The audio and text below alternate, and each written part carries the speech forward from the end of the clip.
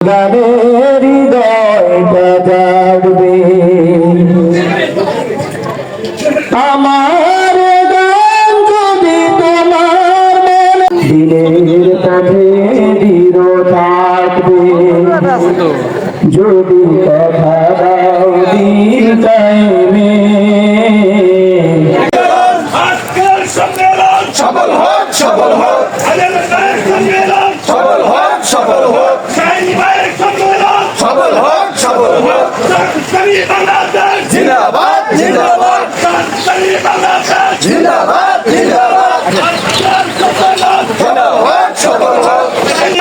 সফল হোক সফল হোক যোগ দিন জামাত ইসলামে যোগ দিন আজকের সম্মেলন সফল হোক সফল হোক আজকের সম্মেলন সফল হোক সফল হোক আলী আলম ভাইয়ের সম্মেলন সফল হোক সফল হোক শাইনুর ভাইয়ের সম্মেলন সফল হোক সফল হোক আরিফ ভাইয়ের সম্মেলন সফল হোক সফল হোক আজকের সম্মেলন সফল হোক সফল হোক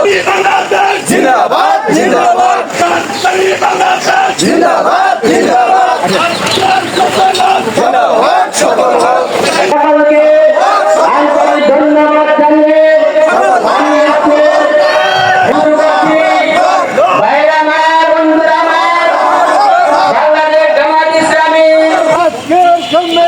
সফল হোক সফল হোক আল্লাহু আকবার জিন্দাবাদ জিন্দাবাদ জিন্দাবাদ জিন্দাবাদ ছাত্র শিবির জিন্দাবাদ জামাত ইসলামী বাংলাদেশ সৎ লোকের শাসন চাই সৎ লোকের শাসন চাই আল্লাহর আইন চাই সৎ আল্লাহু আকবার আল্লাহু আকবার অগ্রণী ভূমিকা রাখবে যদি কথা দাও বন্ধু আমাদের মাঝে উপস্থিত রয়েছেন বাংলাদেশ জামাত ইসলামের বেলকুচি উপজেলা জামাতের সংগ্রামী আমির জনতা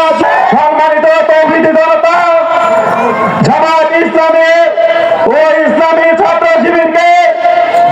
অত্যাচার নির্যাতন জুলুম নির্যাতনের স্টিমরোলার চালিয়েও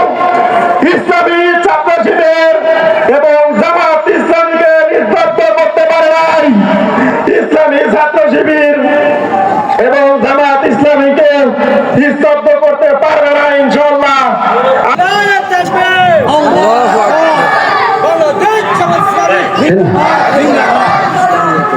আলহামদুলিল্লাহ রাব্বিল আলামিন। বাংলাদেশ জামাত ইসলামী চৌহালি উপজেলা শাখা কর্তৃক আয়োজিত সভাপতি বাংলাদেশ জামাত ইসলামী চৌহালি উপজেলা শাখা সংগ্রামী আমির মোহাম্মদ মাওলানা আবু সাইদ মোহাম্মদ সালেহ উপস্থিত আছেন। আজকের প্রধান অতিথি বাংলাদেশ জামাত ইসলামী সিরাজগঞ্জ জেলা শাখার সংগ্রামী আমির অধ্যক্ষ মাওলানা শাহিনুর আলম, চেয়ারম্যান বেলকুচি চৌহালি এবং এনায়তপুরের গণমানুষের নেতা প্রিয় অধ্যক্ষ মোহাম্মদ আলী আলম। 17টি বছর বাংলাদেশ জামাত ইসলামের উপর আওয়ামী সন্ত্রাসীরা অন্যায়ভাবে নির্যাতন চালিয়েছে। দিন প্রতিষ্ঠার অগ্রগতিকে থামিয়ে দেওয়ার জন্য এক ভয়াবহ সন্ত্রাসী